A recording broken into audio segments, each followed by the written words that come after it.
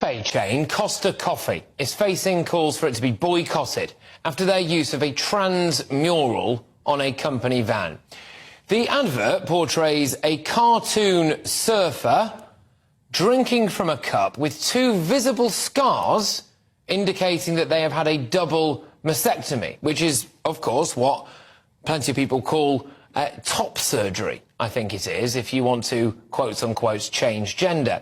Costa says that the image celebrates inclusivity. Let's leave it on the screen for a sec. I mean, it is really celebrating inclusivity, isn't it? You've got a trans person there with the mastectomy scars, bright blue hair. Dare I suggest that perhaps that person is not white as well, so an ethnic minority. It's hard for me to think what, unless they slapped a wheelchair on there, which maybe they have. We can't see the legs. Maybe if they slapped a wheelchair on there, that would be the most. No wheelchair, unfortunately. That'll be the next round, won't it? Anyway, but some activists think the mural, which was created for Pride last year, promotes the surgery, which involves the removal of breast tissue to generate a masculine chest contour.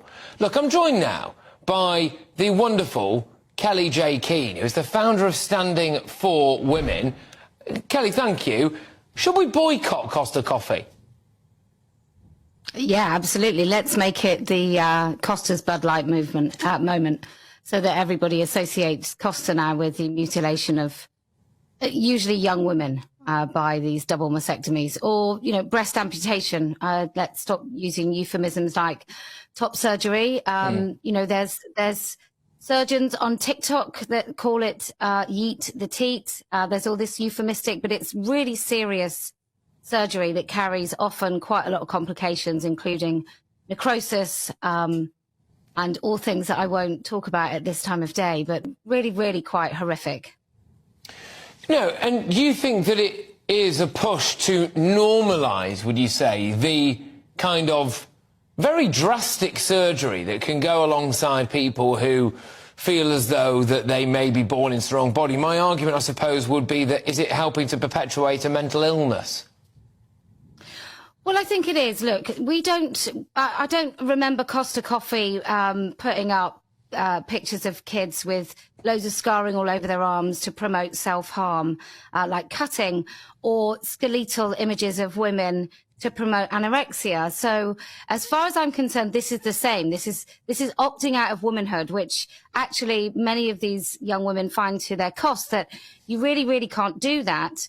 Additionally, Costa in the last few years has come into the news for a different sort of war on breasts, and that's telling a woman in one shop to cover up when she was breastfeeding, asking another to leave in a different Costa because she was breastfeeding her child before she'd actually purchased her coffee, and then another woman being told to go and use the toilets instead of breastfeeding actually in the cafe. So they've for a long time not liked breasts very much. So I guess this is the final and logical conclusion of their activism against women's breasts. I'm just going to raise another point here, and it's come through to me in an email. Again, I won't name you, but actually it moved me quite a lot, this email. They say, I had to have a mastectomy a few years ago because of breast cancer. Whilst I am thankful that the operation was a success, I do look in the mirror at times and feel sad looking at the scars.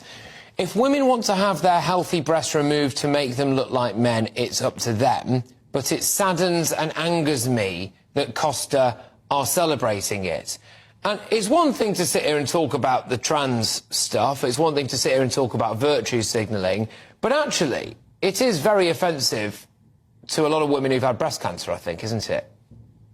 Absolutely. I have a very dear friend of mine who's going through it right now, and it's for those women, it's extraordinarily painful. They do feel like they've having to give up a little bit of their womanhood, and they have to come to terms with sort of grieving their bodies because they become unrecognizable, and to promote it and celebrate it as if it's some sort of brave and courageous journey, as opposed to a journey into never-ending self-loathing. I think absolutely it's a real insult to women who, through no fault of their own, have ended up having to have their breasts removed. 100%, Patrick.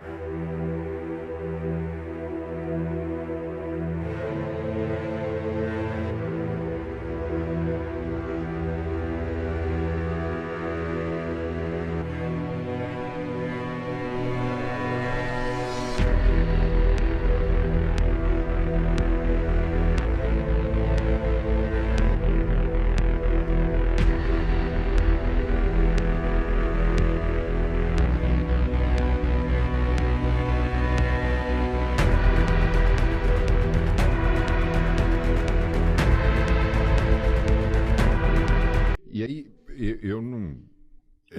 uma curiosidade minha. Você já deve ter falado isso por aí, mas eu não acompanhei. E por que você fez o desplante, a remoção do silicone? O explante foi a questão do porquê eu tinha o silicone. Porque quando eu coloquei, com 20 e poucos anos, o meu porquê era, porque eu vou ficar mais bonita, porque eu me sinto bem, porque eu quero, sou dona do meu corpo, eu posso fazer o que eu quiser. E mais uma vez, a minha questão quando eu falo do explante não é você tem que tirar ou não, colocar ou não é. Só pense o porquê você está pondo, por que você está tirando, de uma maneira o mais isenta possível. Porque eu fui entendendo que eu coloquei o silicone porque as minhas referências, da minha geração, era a Victoria's Secret Angels, a Gisele, as Spice Girls, então tinha a Victoria Beckham, que eram mulheres extremamente magras, elas não tinham bumbum e tinham muito peito. Né? Eu era o contrário, eu tinha bumbum e não tinha o peito, e eu por mais perto do padrão que eu era e sou, né? Super perto do padrão, mas eu não tinha aquele seio que com biquíni e cortininha ficava redondinho e durinho. E hoje, com 36 anos, 2 filhos, eu me pergunto, por que eu abri o meu corpo e coloquei um plástico? Eu não consumo nem canudo. Eu tô aqui falando sobre sustentabilidade na ONU, entendeu? Como é que eu tenho um plástico dentro do meu seio? Eu me cortei e coloquei um plástico para entrar numa forma que não era minha, mas era a forma que a sociedade colocava como a forma correta. Mas ainda assim você poderia continuar com aquilo e falar, já fiz, paciência. Mas você optou em... Então, eu optei em tirar. E aí eu me aproximei muito do yoga, ter mais consciência do meu corpo. E isso é importante falar, porque várias pessoas, existe a doença do silicone e tal. Nunca tive isso. Foi uma questão mesmo filosófica. Poxa, eu não quero ter um plástico dentro de mim. Eu não quero ter um corpo estranho para deixar o meu corpo em um formato, porque alguém me disse que é bonito e o meu é feio. Sabe? Então...